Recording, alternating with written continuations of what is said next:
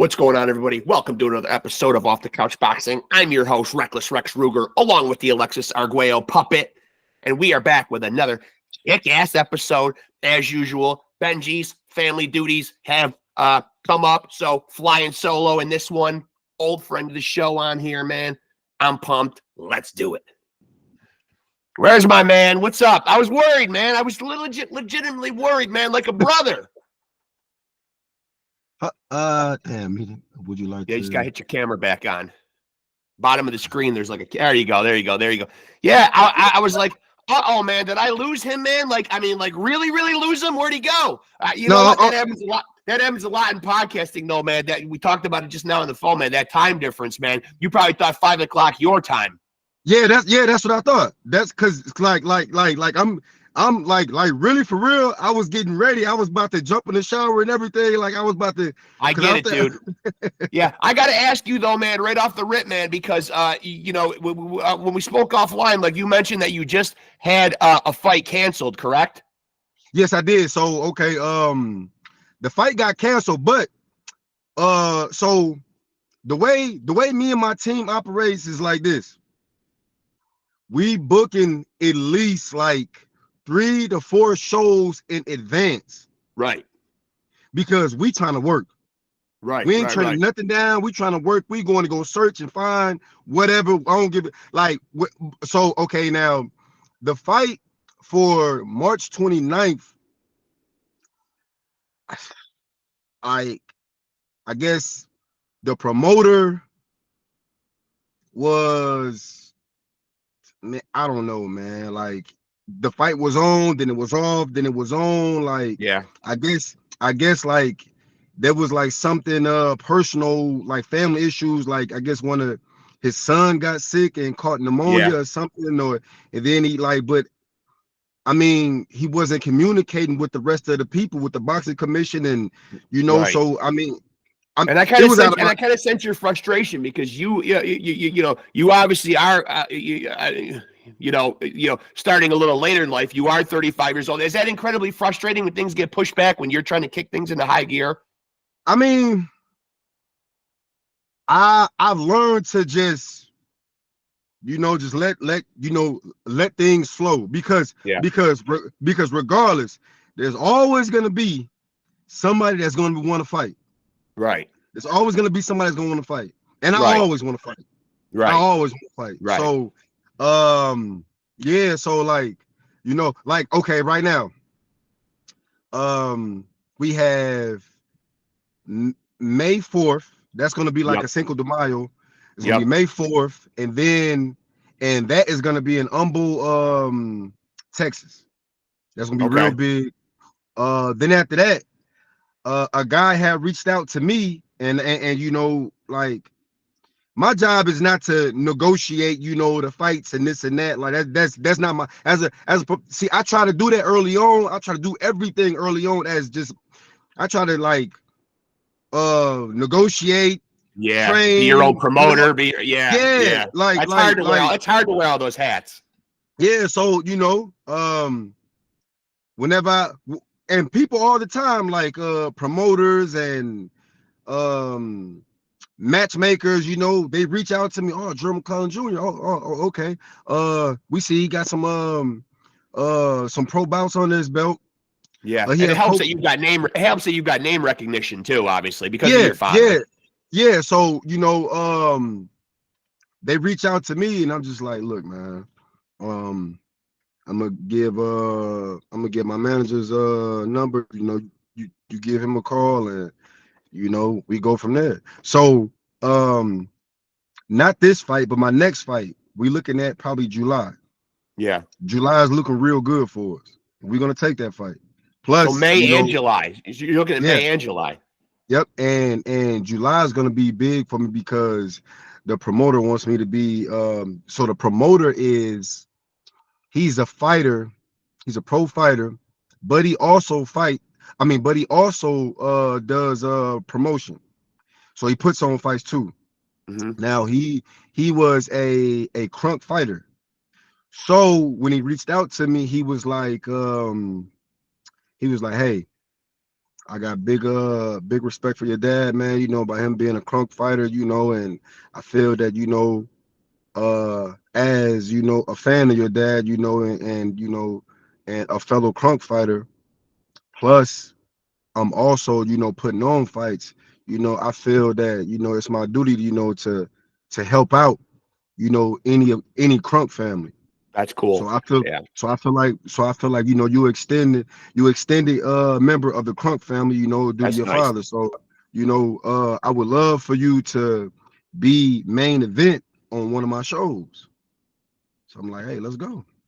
And So but getting back go to ahead. the frustration thing, though, you know, I mean, obviously, you've learned to kind of decompartmentalize that and Yeah, say, "Hey, it's out of my hands. There's nothing I can do about it." But you know, is there anything inside of you that gets a little frustrating, though? I mean, or have you just gotten to the point in your life, you just let it roll off your shoulders? listen, I don't know if we talked about our last interview, but I've done I'm in a phase of I'm in a transitional phase of reinventing myself and, you know, just improving myself as a better man, fighter, you know, Right. father, like Yeah. and just I'm just evolving. And I've done, you know, in the past, I've done 7.5 years in federal prison. Right. I came home at the end of 2019. I did all my 20s in federal Yeah. prison. Came Yeah. home at the end of 2019 and um had plans on going pro. Um 2020 hit. It was COVID, everything shut down. Yeah. Then soon as when COVID was over, went pro. 2021. Been fighting Yeah. ever since. Been hungry Yeah. ever since. So it was in my mind all those years in prison. This is what I'm gonna get out and do. This is what I'm gonna get out and do. Now the frustration and um um and anything that might you know be somewhat of a letdown or anything like that, you know, you got to get over that. And I've learned to get over frustration and things that's out of beyond my control in prison. Right. Because what better teacher to teach you patience, Yeah. you No know, doubt. yeah, Yeah. than prison. Yeah. I would call home and, you know, there would be things, you know, going on with the family or you know or a family member would die or something would happen. But what can I do? I can't attend the funeral. I can't, you Right. know, I like what can I do? So Yeah. I've learned to, you know, just let things flow, man.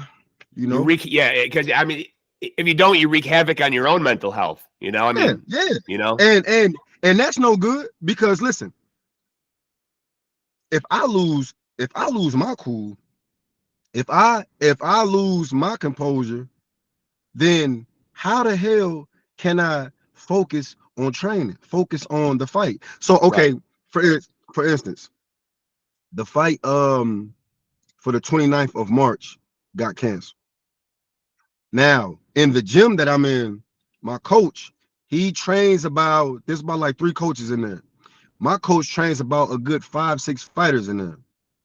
Now, there was gonna be like 3 fighters, 3 maybe 4 fighters on that card, Hmm. March 29th.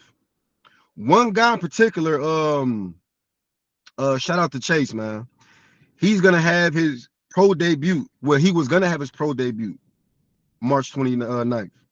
Now, me and him, oh man, we like when I say we sparring together, I'm on one heavy bag and he on the other heavy bag on the side of me. We just in mode, we just focus. Right. We got this gorilla grind about ourselves because like it's time. So, you know, you put in all that work and then on top of that, you know, we're using our social media, you know, to, you know, promote and tell everybody, you know, and hype the fight up. Now to do all this and then the fight, you know, doesn't happen, you know, it's like now I've you know, that's not my first rodeo. People done pulled out, you know, Yeah. people done pulled out the day of the fight from Yeah, me. that's frustrating. Yeah, that's frustrating. Like I've lit. There was just one instance where we did the weigh-ins. Then the next day, all the fighters, go to the venue. Everybody's getting seen by the doctor. Everybody that's in the red corner, everybody that's in the blue corner. This particular fight, it was in Green Bay, Wisconsin. This particular fight, my father, my aunt, shout out to my aunt Lisa. We've had her on. Yeah, shout out to my aunt Lisa, man, who takes care of my father. She doesn't bring him nowhere.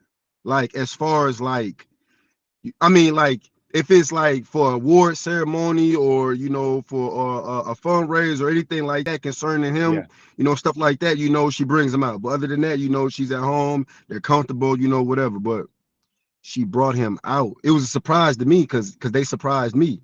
Yeah. She brought him out to my fight.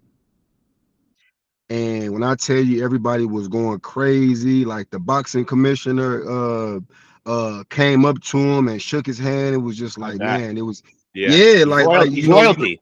Yeah, so it was a big thing. So for him to be in attendance and be there in VIP sitting at a table, with my family, with everybody there, and the house was packed. For my opponent to not be so I'm in the dressing room getting my hands wrapped up. I'm probably about like 4 fights, it's probably like 4 fights ahead of me. So they come to the commissioner and the promoter and the doctor that clears you to fight that night. Yeah. They all 3 of them come to my dressing room. And so I got my headphones on. I'm in my zone. I'm getting my hands wrapped. And I get a tap on the shoulder. I'm like, what's going on? Something happened? I'm like my mind goes like kind of like to the worst, like, because I got people that was on the road driving hours, like 2-3 hours, to the venue. I'm thinking they're gonna say like something happened. Yeah. Well, it was still bad news too, because they was like, well, look, the fight is off, man. The doctor didn't clear, your opponent. I'm like, and that kind of thing can literally happen the night of, like, that's how close to a fight the clearance is. For people that don't know, I mean, for people that are casual fans might not understand, but so something like that can happen the night of. Okay, and there's an exception. This was the exception. The exception was, they say that, and I was talking to the doctor. He said, listen, the guy, he wanted to fight, man, but he, quote unquote, was in bad shape. He when I was checking him out, checking his vitals and stuff, man, he just didn't look too good. And he had a lump like on his abdomen, on it, like in his stomach, and I had pressed it.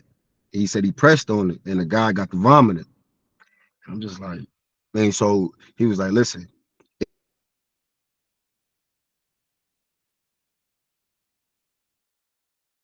Although you got frozen there for a minute. Did I lose you? No, I'm here. Can you hear me? Oh, there you go. Okay. You just got frozen for a minute, just lagged for a minute. Okay, so they found a lump on his abdomen. So he's puking. The doctor was telling me. Yeah, so the doctor said he pressed on the lump, and the guy got the puking. So he was like, listen, if it's as bad as I think it is, he's gonna have to have surgery tonight. So wow. they he said, yeah, I couldn't clear him. And what was he? They said it was a something with his appendix, appendicitis or something. It may have been some type of inflammation, probably. Yeah. So I guess the guy had to, they rushed him up out of there in the ambulance. So there was no fight. And listen, I'm a warrior, man. I don't fear anything, man. Like, I've been through hell and back, man. So no doubt. Yeah. But what I was at that moment, what I was kind of like scared of was to have to go out there, and me and my coach, because they was like, man, listen, man, look, when we have our little intermission in between fights, you know, you and your coach, you know, you go up there with the microphones and you just thank everybody for coming and just tell them, like, I'm like, how the fuck I'm gonna tell? Excuse my language. I'm Yeah, like, no, man, it's all right. I'm like, how am I gonna tell all of them? Like, I peek behind the curtain while I'm in the dressing room. I peek behind the curtain. When I tell you, I probably had like 100 people there. Plus Like, pops. yeah, like, and Yeah, I'm like, I'm just like, I can't go out there, man. I can't go yeah, out there, man. I can't. I cannot go out there. And hey, look. I'm getting goosebumps by talking about it yeah, because I'm reliving it. I'm just yeah, like, I can't go out, man. Because look, my thing is, man, I got some die-hard supporters, man. I yeah. don't You like do. calling them fans. I don't like I've calling seen them that. fans. Yeah, And I like I I have my father fans, and I also accumulated, you know, my own fans along sure. this journey. Yeah, So, you know, and then it was being live stream broadcasted. So like everybody had ordered it, you know, paid their little money to order it. yeah, Then plus the people that came, you know, because this was in the Midwest, it was like closer to home. So everybody had drove 3 miles to come there, and just I peeked out the curtain. I was just like, man, so who like goes out there for you? Does the promoter go out and kind of say something? I did. You I did? did. Yeah, Yeah, I had to, you know, I like, you know, you know, I couldn't, you know, I had to, you know, let them know, you know, coming from S.O.G, coming yeah. so me and my coach, we went out there after they had like a little intermission in between fights.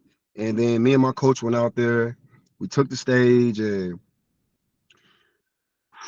I just like, man, listen, sometimes things happen. Yeah, Um, I want to thank everybody for coming out, for showing support. Like, I mean, that's rough. but you know, That's rough. there's just Yeah, there's just some things that are beyond my control. You know, I train, I work my ass off, you know.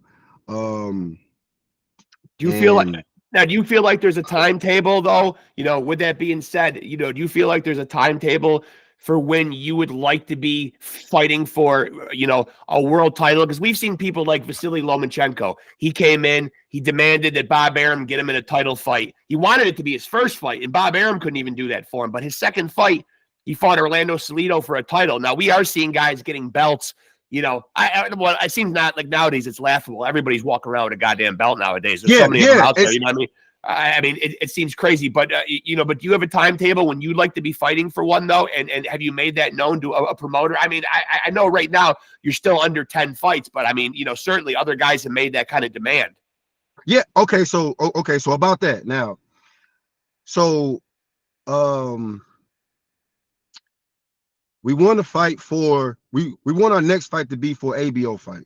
Yeah. American Boxing Organization fight. Yep. And and eventually after that, you know, so we thinking about a Texas title, a Texas state title. Yeah. That's what we have our eyes set on. Right. So within the next 2 fights, title fight Yeah. in the light heavyweight division. Now, And that does open doors for you. When you've got some yes, hardware, it it does does. open doors. It Yeah, does. yes, it does. Even regional titles open doors for you. Yeah, Definitely.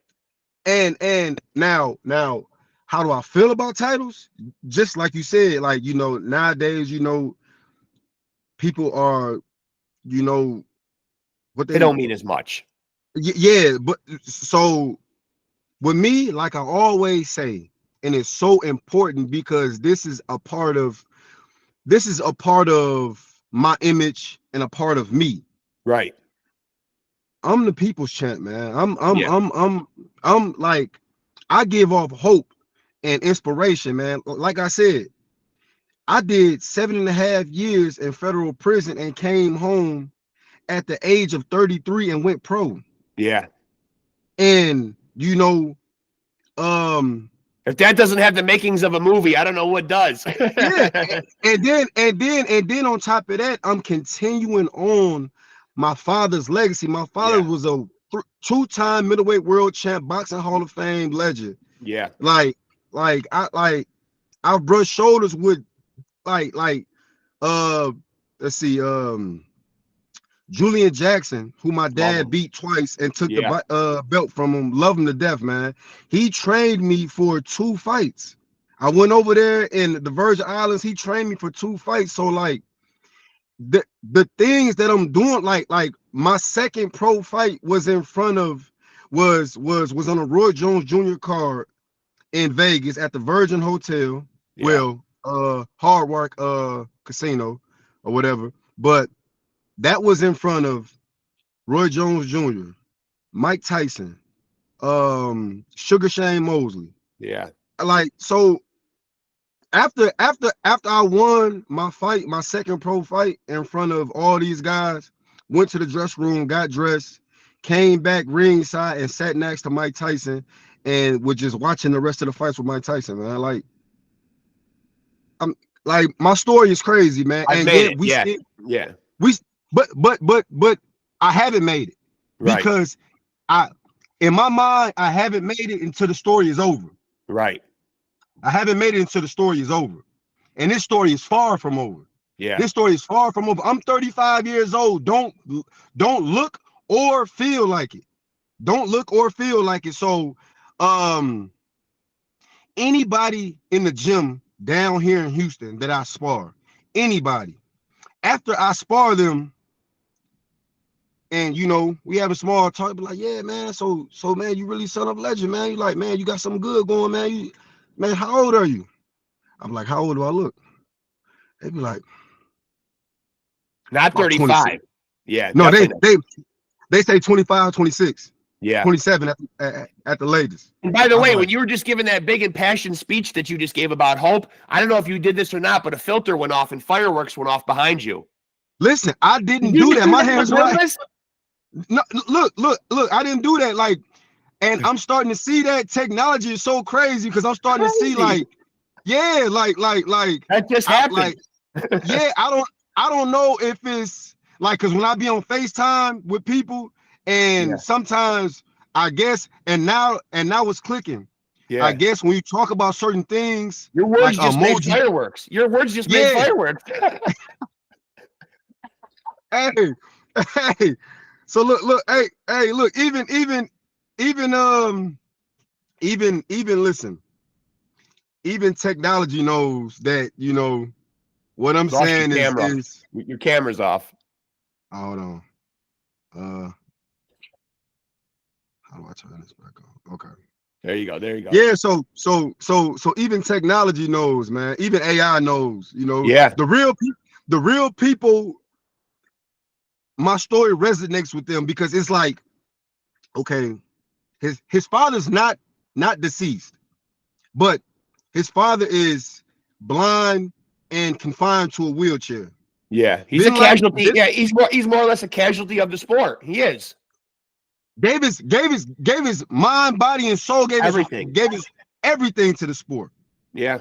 And guys like that, tend to be, forgotten. Well, his son is never gonna let the sport of boxing or the world forget what he did because he's gonna continue to live on through me.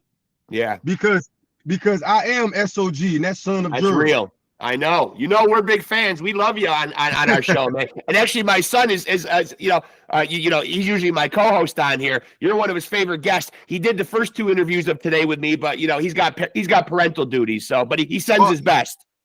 Tell him I salute him. I didn't know that was your son. Yeah, you remember the first time we came out? Yeah, I mean, as far as I know, man, we're the only father-son duo in boxing media. This is it.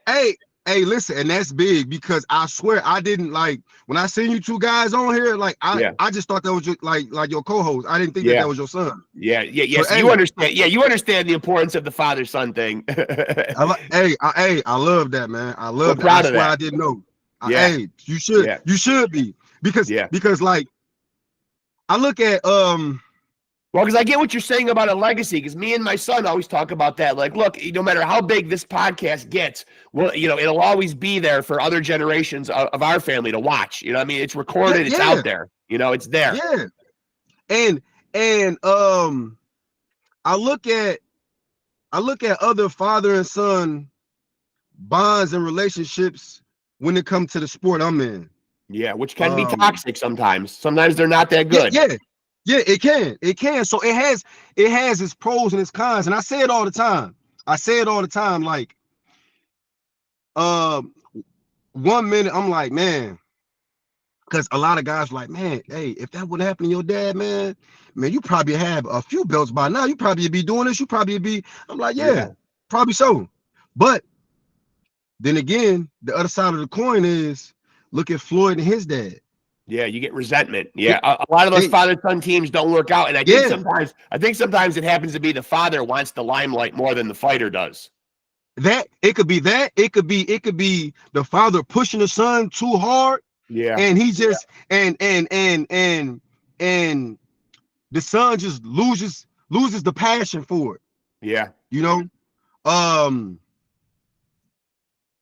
look at Sugar Shane Mosley and Sugar Shane Jr. Like, as far as I know, Sugar Shane Mosley Sr. has not been a part of Junior's boxing career. I think he just probably like 2 fights ago, maybe.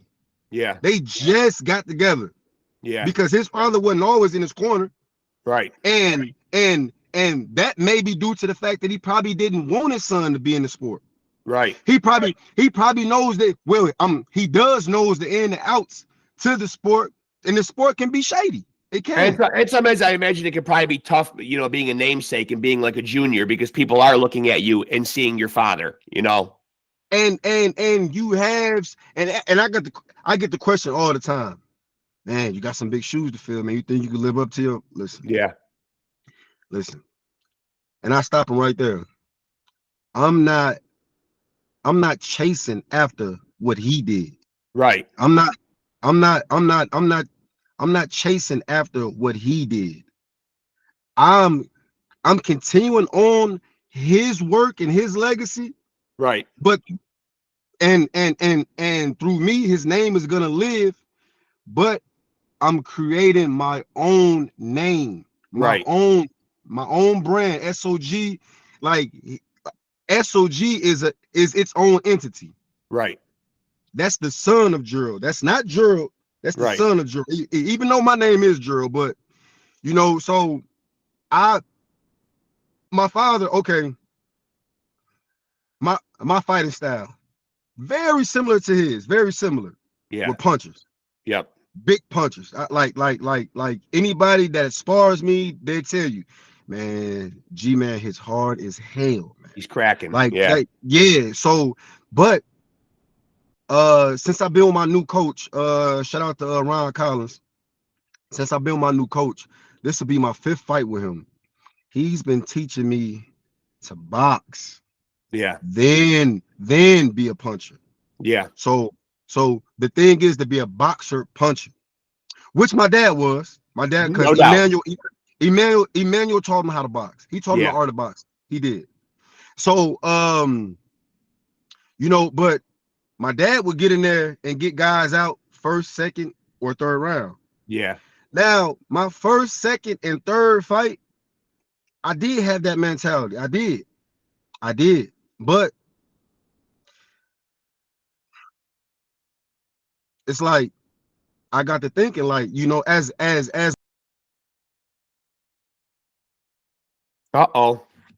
and folks, here is where podcasting becomes interesting. Mid-sentence, we lose Gerald. We'll get him right back in here, though. We'll get him right back in.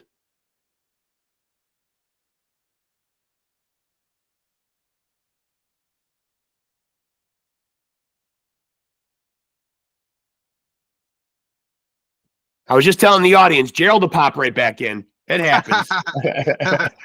Okay, so as my ring IQ, begin to build. Yeah. I'm like, hey, it makes no sense for just to get in there and just get to just throwing. I mean, in a sense, like, if you have a strategy with it. Right. Because every pure boxer kryptonite is a puncher that's gonna come straight forward like Tyson. Yeah. And every puncher's kryptonite is a person that's gonna stand on the outside and box them from the outside. You make them look bad, yeah. Yeah. So you have to be smart. You have to be smart. Just because I have power in both hands and I could take a hell of a shot on the chin, don't necessarily mean I have to just come in like a juggernaut.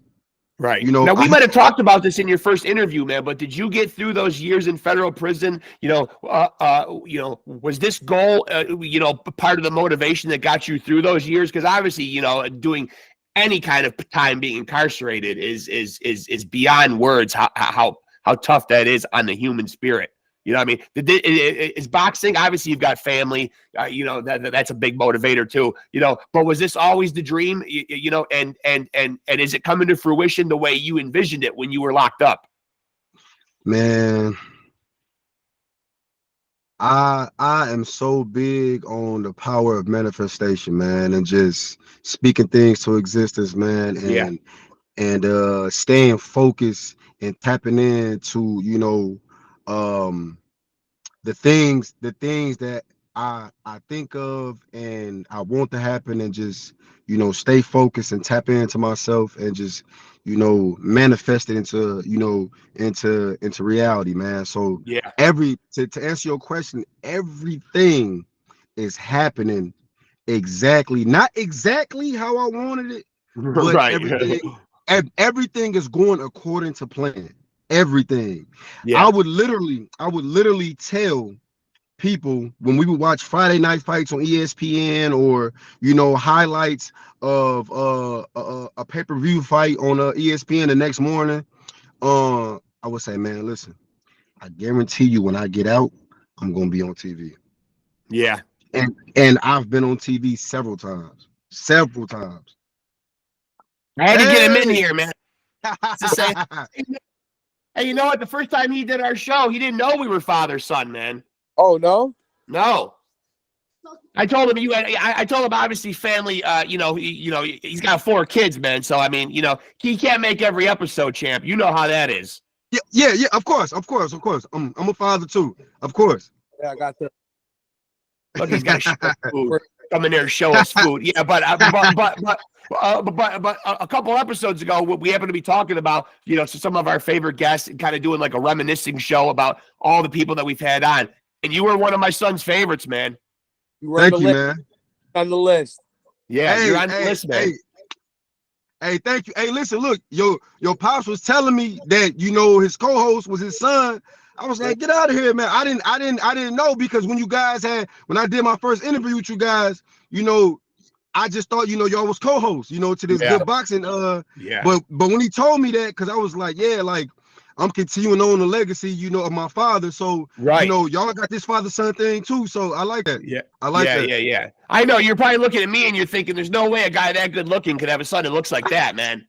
It's impossible. Vice versa. Guy this good looking's father looks like that, right? well, because I was going to tell you, because me and Gerald got the I think he was thinking 5:00 Central Time. So actually, me and him just got on here about a half an hour ago and started chopping it up, man. We got to it late, man. Again with the time difference thing, it's always a sticking point in the podcasting world. That's one of the first things I usually ask guests. Before I nail down a time, I'm always like, "What time zone do you live in?" That's big. Hey, I'm glad I got to pop in here for a minute and say what up, though, because hey, man. Hey, look, it's always a pleasure, man. Hey, listen, I'm looking forward to more.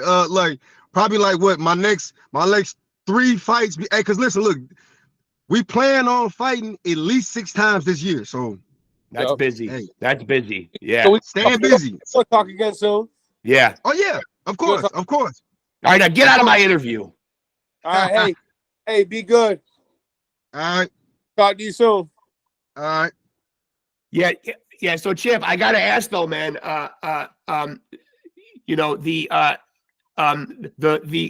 back to the frustration thing though, man. I mean, is that something, like when you learn to decompartmentalize that frustration, that's got to be a big thing that you learn in prison, as you were talking about before, learning the patience. Yes, man. it is. Yeah, so that's got to shape that ability to let this kind of shit roll off your shoulders. Yeah. And what I do when I feel perplexed, you know, when I feel just a slight bit of frustration, I put it into my training. Yeah. I go run. I had for a couple more rounds. I shadow box more. Now, do you anticipate staying at light heavyweight? Is there any weight changes or any plans of changing anything, or is light heavyweight like going to be home for a while? Light heavyweight is going to be home, but I like to challenge myself, and I think a real good challenge for me, and I know I can get down to it, super middleweight, 168. Yeah. There's a lot of shit popping there too. Hey, it is. It's so much. It's a lot. So actually, okay, the guy that I'm about to fight, he's naturally and fights at 168. Yeah. So, you know, he's gonna, I guess, put on a couple pounds, eat a little bit, you know, to make 175, or he probably walks around at 175 and gets down to 168. Who knows? But what I do know, this aggression, this power, this chin, this jab, this left hook to the body is this straight right is I mean, all of them is devastating, man. Every last punch thrown is devastating, man. Every last punch can hurt you. Obviously the 168 division, a lot of guys are getting frustrated in that division because Canelo is the cash cow that everybody's chasing. Obviously, David Benavidez does not look like he's going to get his shot at him. He's talked about going up to light heavyweight as well. I mean, I'm pretty sure that's his plan now. I think he's given up on chasing Canelo or whatever. So, you know, that's another person who's possibly going to make that jump up to light heavyweight, at least from everything that I've been reading on the boxing media. Yeah, like Benavidez, hey, I just seen something, I think it was yesterday, man. He is so frustrated, man, with Canelo. Very like I don't know. I don't know why Canelo don't want to fight him. He's already came out publicly and said he's giving up on the Canelo fight, that he wants the winner of Beterbiev and Bivol. And see, now those guys, those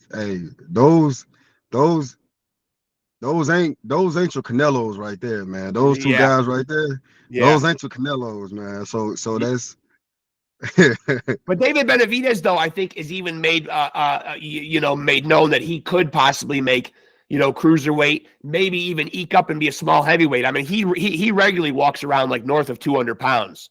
Yeah, of course. And I was about to say that, of course. Easy. Like, hey, listen. When I look, I'm very good at sizing a person up, man. I look at him, man, and like in the beginning of his training camp, he's every bit of 190. Yeah, if not 200. Yeah, he's every bit of, and then he's what, 6'3"? Yeah, very tall guy, 6'2", 6'3". Yeah. Yep, big guy. And it's crazy. Okay, I'm 6 foot. All the guys that I fought, all have been taller than me, either 6'2", 6'3". They've all been taller than me, man. Since I got you on here, man, and that is your current division right now, who do you like in that fight out of Beterbiev and Bivol? That's a hot ticket. Everyone's been waiting for that one. Real boxing fans, not just casuals, real boxing fans have known that fight's been a hot ticket for a while. I like both of them, man. Yeah, I do too. I like both of them, but Beterbiev, man, he's some kind of dog, man. I don't know. He really is. He reminds me of a tougher Triple G. Yeah, and I've had his trainer on here a couple times too. He's a friend of the show, man. John Scully, man, his co-trainer, and he's just one of those guys that just has that kind of dedication. Like, we've had Scully on here before, and he's told us he could be in the ring sparring, and if 3 o'clock hits, he's very dedicated to his Muslim faith. 3 o'clock hits, it doesn't matter whether he's in the middle of hitting the pads. He exits, he leaves, he goes and does his praying. He's one of those disciplined guys that just, those kind of guys are dangerous. Yeah, hell yeah, because listen, any type of guy, any person that can shut out the rest of the world and focus on a thing is dangerous. Yeah. Because once they focus on a certain thing, they're gonna see it through. Yeah. So That's a scary individual. So if his focus is to stop you or even just win, he's gonna win. Yeah. He's gonna win. He's Now, 20-0 with 20 knockouts? And they've all been knockouts. Yeah. And he's 38 years old, going to be 39, and he just doesn't seem to be aging. And listen, so people ask me like, yeah, man, how you feel about age, man? You know, because most guys, you're listen, I don't even think about that. I don't even think like that. Yeah. And once you have certain seeds in your mind and you begin to water them, they begin to sprout, and they begin to grow. So I don't even think about age. Yeah. I don't even think about that. I don't even let nobody plant that type of seed in my head. Never have. But that goes to show you right there. Better be it. That goes to show you that man doesn't. He does not. I bet if he cut his beard, he would probably look like he was about 29. Yeah. And another thing his co-trainer said too that I found very interesting is that he's not the kind of guy who goes and makes beefs and gets on social media. He doesn't really follow the sport. He doesn't really follow the sport like, what I mean? He doesn't know like probably like the top 10 or 15 guys in the light heavyweight division. He just finds out who he's fighting and he just looks at it as he's punching the time clock, going to work. And see, that's like me and my coach got this thing, man. He'd be like, yeah, man. So we got 3 opponents, man. I'm like, oh, okay. He'd be like, yeah, man. Whoever we decide to go with, man, just another day in the office. I said, man, coach, coach, you know that, man. No personal beef. Yeah, like you don't need a personal beef to get up to do your job, And like the sport of boxing, man, I kind of dislike. I don't like to say the word hate too much, but I kind of dislike a lot the stuff that certain fighters do. Like, for instance, with the Haney and Ryan right now, man, like they just turning this shit into a circus, man. Like, they making it WWE, man. Come on, man. Like, old school fighters that I have on here, man. I think view the sport different, especially since, the popularity of social media. Because it seems like a lot of guys now are content to fucking just beef on Twitter and not even fight. That's what I'm saying. Like, come on, man. That shit, like, listen, like, let me tell you something. The guy that I'm about to fight, he just signed a contract. I signed my contract probably like 2 weeks ago, but he just signed a contract. And so like I said, when we go looking for opponents, we go look for at least 2 or 3 at one time, because like one guy might fall out or something might happen, and he might not take the fight or something may come up. Who knows? So then now we got 2 secondaries. So then we can go with him or we can go with him.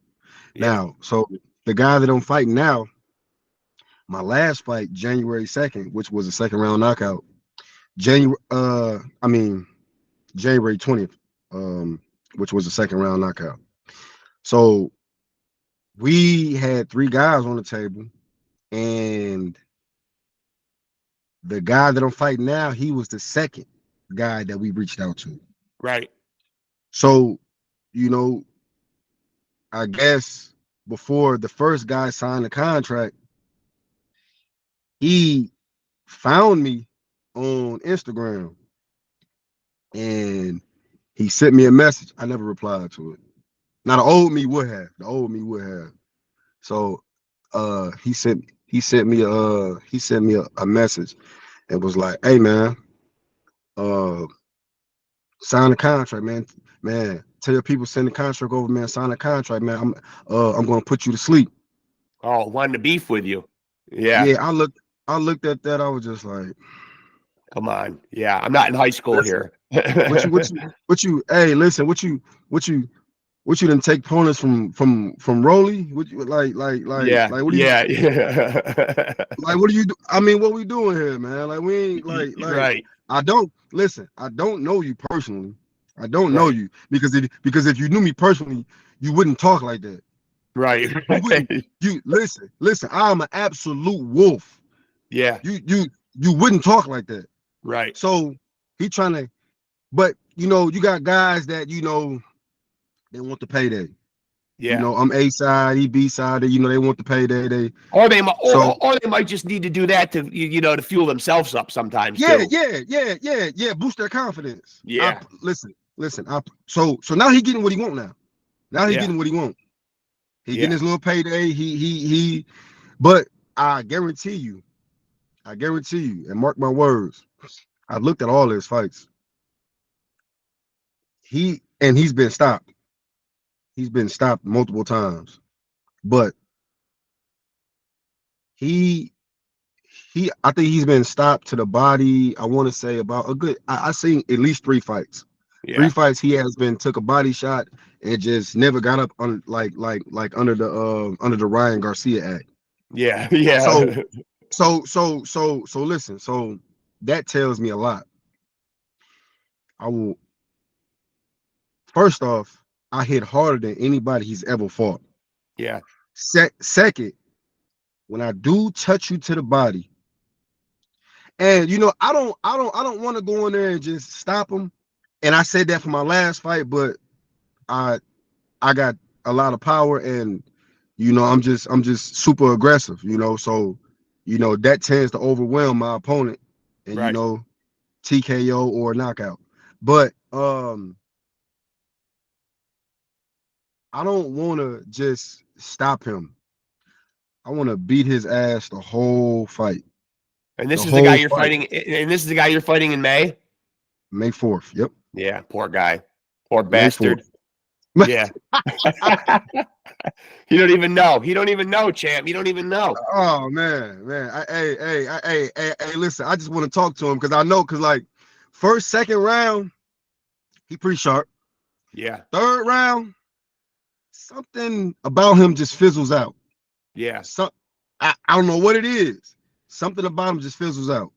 But yeah, first, second round, punches be crisp. yeah, He catching. He yeah, he's shooting his little jab. But after that, yeah. like, but what I've seen is, see, I'm very meticulous, man. I pay attention to detail, like, and it's my job to. This is my job to. So, Right. Everybody that he's fought, or the fights have I seen, even the fights he gets stopped in, or he just, after the third round he just declines. They go in head hunting. They really don't hit his body until like the fourth, fifth round. Right. That's the difference between me. I have fell in love with being a body snatcher. I just, like, I don't know why. My last 3 fights, I just fell in love with it. So I'm going to be attacking the body through the first opening bell. And it does pay off. It always pays off. It always pays off. It does. Now, I would be remiss if I didn't have you on here before I let you go. Got to ask how the family's doing. Obviously, I've had Aunt Lisa on. I wanted her to come on to be able to promote her Ring of Honor. I think that's a great thing that she does for fighters after their career. Not enough people out there doing that. So how's Aunt Lisa doing? Good? Oh yeah, she doing real good. Her and my dad, man, they like the dynamic duo, man. The energy between, she's a saint, man. Hey, the energy between both of them is that of it's like there you go. So the energy with them is like Bart and Lisa Simpson, man. Like, yeah, listen, when I tell you they so charismatic, man, they both of them so full of life, and they grew up in the same household. Both parents share both parents. Then after that, as adults, been joined at the hip, stuck together like they are now. For 29 years. Yeah. God bless her, man. God bless her. A lot of people wouldn't do it, man. I mean, like, that's what family's all about right there. Listen, so like, it's safe to say that they've literally spent their whole lives together. Yeah, yeah. And now Whole Pops is life. doing good too. How about Pops? I mean, all boxing fans want to hear how he's doing, of course. Yeah, hey, man, listen, man, that guy, man, the stem cell treatment right now, man, is, he's like, like his mind is just is recharging, it's reactivating. So he has certain memories that that he didn't talk about before, that's popping in his head, and he's talking about them. Like, so That's great. the stem That's amazing. so shout out to the stem cell treatment, man. Like, he's becoming more of himself each day. Yeah. So That's great to hear. Real good. Real That's good. great to hear. Yeah, I'm glad we got a chance to do this and catch up, man. It's been great talking to you again, man. We're off the couch boxing. We're always Team McCLELLAN, man. Always. Hey, I appreciate you, man. Hey, listen, man, before I get up out of here, Yeah. Cinco de Mayo, man. Humble, Texas, May 4th.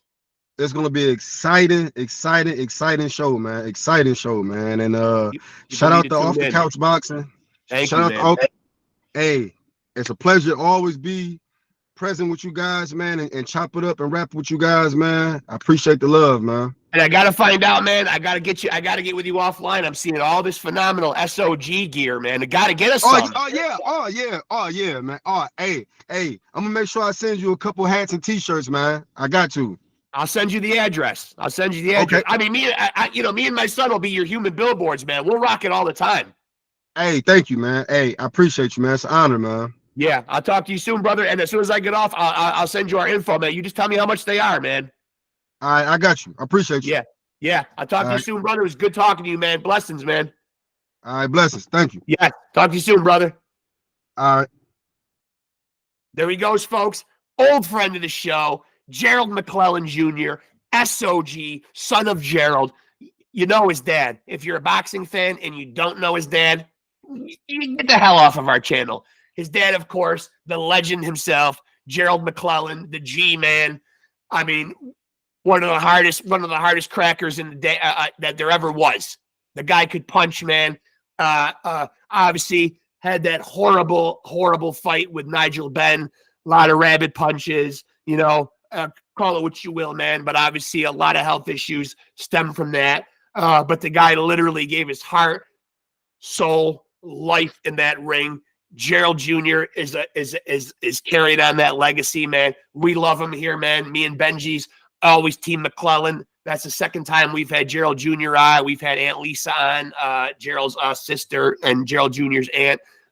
Love the McCLELLAN family, man. They are a staple in boxing, man.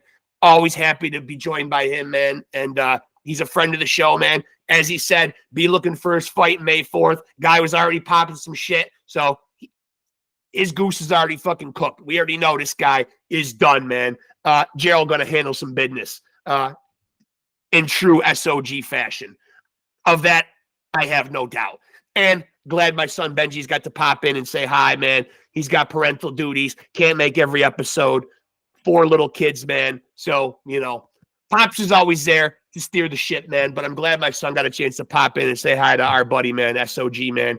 Thanks again, man, for Gerald McCLELLAN Jr., man. Always a fan of his. Always in his corner, man. And speaking of being in people's corners, being Off the Couch Boxing's corner, because it's the place to be for the best boxing conversations anywhere in the universe. Fun, informative, talks like you're not going to hear anywhere else with all your favorite folks from the boxing world, man. And so please like and follow us on Facebook. And if you're not already tapped in, I don't know what the hell's wrong with you. Slap yourself across the face a couple times and then hit that like, subscribe, and notification bell. Stay tapped in to Off the Couch Boxing. The Alexis Arguello puppet said so. And he's a legend too, much like myself. So, and much like the McCLELLAN clan, who we love dearly, man. So thanks for tuning in, man. That was a great episode. Appreciate Gerald McCLELLAN Jr., S.O.G, son of Gerald. Stay tuned in, man. That guy's going to be putting some whoopings on people, man. Making up for lost time, man. And you heard him. Wants to be busy 6-7 more times this year, man. Line him up. Gerald going to knock him down. Believe that. And we appreciate all of our viewers out there and all of our guests. Love all you guys. Stay tapped in. And remember, if you want to be a champion, you got to roll with the champs.